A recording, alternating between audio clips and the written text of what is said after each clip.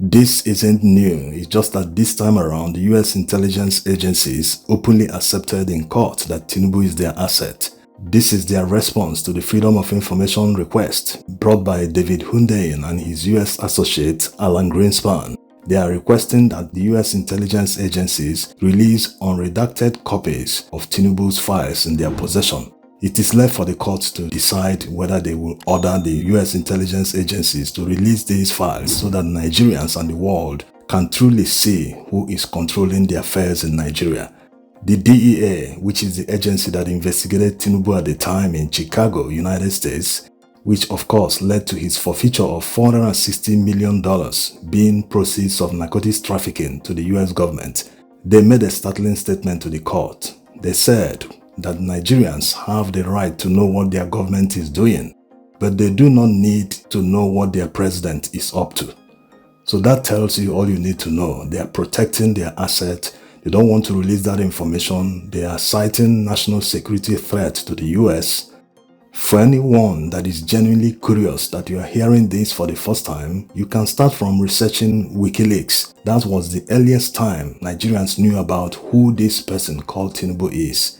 Wikileaks covered many Nigerian politicians, including Muhammadu Buhari. In the report, the US government knew him as a fundamentalist, as a divisive figure, but they still ended up supporting him in 2015 against Goodluck Jonathan. That tells you how the US foreign policy works. They don't really care if people are suffering as a result of their actions. It is only about their own country. They know what patriotism means. Nigerians don't need to hate them. Rather, they should be envious of them. Because if we were half patriotic as they are, Nigerians will be all over the country today, all over the streets, protesting against this reveal. If Nigeria is a sane country.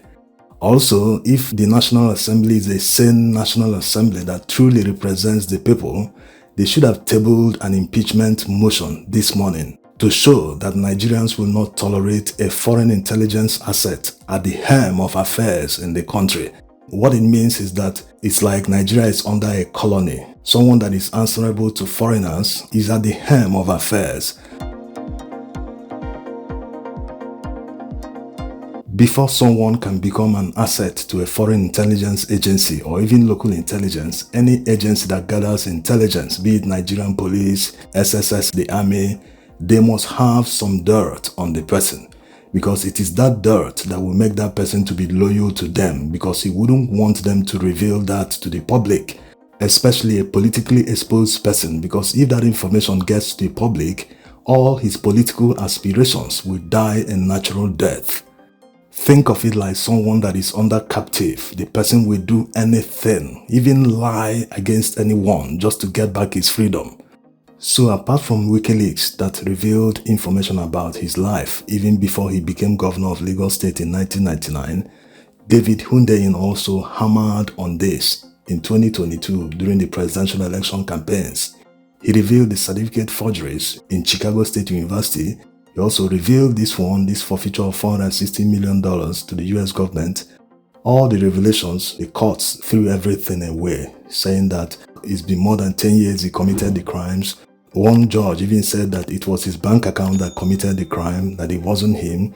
A lot of issues, they threw everything away just because of their selfish interest. Nigerians can only blame one person for all this. The person is Muhammadu Buhari. He had all the opportunity in the world to stop this man from giving us the collective humiliation as Nigerians. Imagine the stereotype of Nigerians abroad during Buhari's administration. Imagine what it will be today, except for few Nigerians who have other nationalities. They won't be facing the stereotype that Nigerians face abroad.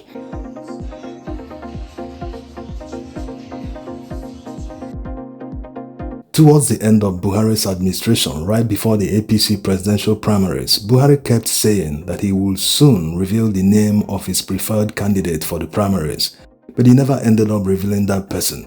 While he was trying to make that decision, hawks around him started openly backing another candidate from the north. Yes, it's a huge sign of incompetence when someone is faced with a choice. He's refusing to make that choice at the instant. It shows that the person is incompetent. It's just like when you are asked a question answer A or B, and you're trying to say, which one, you can't answer which particular one. It shows you don't know the answer to the question. So despite the fact that they didn't want Tinubu as the flag bearer of APC, he wasn't man enough to openly admit it or say it. He couldn't openly back his deputy at the time, Osinbajo. He couldn't say, APC should support this person. All of us, let's gather behind this person.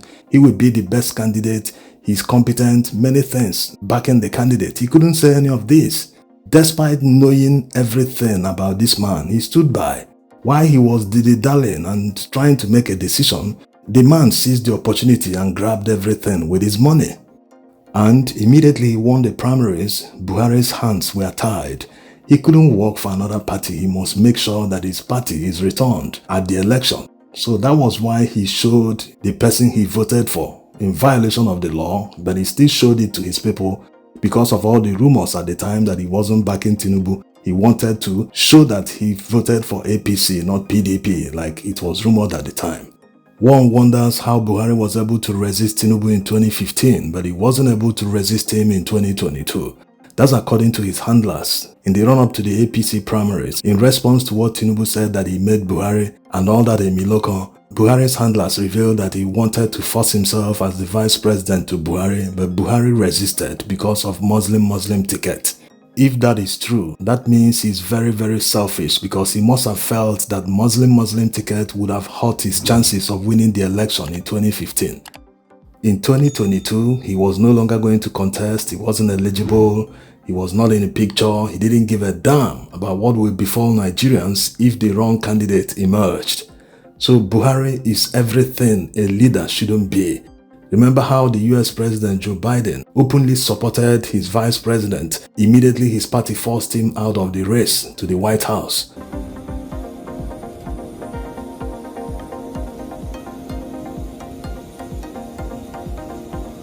So these people don't take Nigeria seriously as ordinary Nigerians do. If they did, they wouldn't allow this man to ascend to power. Even the military didn't allow MKO Abiola. They've been in bed with MKO Abiola since the 70s, but they still denied him the opportunity to lead this country. If Nigerian politicians understand how patriotism works, they should know that certain positions in government should be seen as sacred, that questionable characters shouldn't be allowed to get there. But to them, they take everything for granted. Everything is about party politics, their interest, not the national interest. It's all about what they can gain and immediate gain, not to talk of what they can gain tomorrow. They want it now or never. That was why immediately Buhari allowed him to win the primaries. Every other apparatus of government, the courts, the police, the army, everyone aligned with APC, including INEC that conducted the flawed election. They worked for the APC for what they would gain instantly, not what Nigerian people will gain. So this is how we ended up where we are today. Nigerians, like already said, shouldn't be blaming foreigners or the US. If Nigerians protect their interest, protect their country like foreigners do, we wouldn't be here today. Can a US politician steal billions of dollars from the coffers of his state or the federal government? Absolutely not. It's not even possible for him to do it. It's not possible for him to single-handedly take that money in cash like they do in Nigeria. They take Naira, they convert it to foreign currency and launder it abroad. It's not possible for a politician to do that in the US. All they do is to collect information to protect their citizens and to gain advantage. This is exactly what we should do in Nigeria.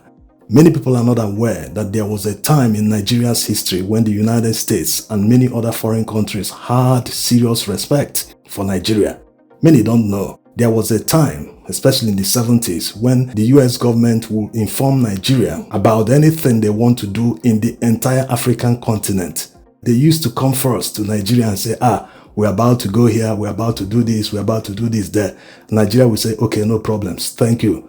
That time, Nigeria used to have a budget running into hundreds of millions of dollars just for charity for African countries. Yes, it happened in Nigeria. But gradually, we lost everything, we lost the respect, and today they are controlling the person at the helm of affairs in Nigeria.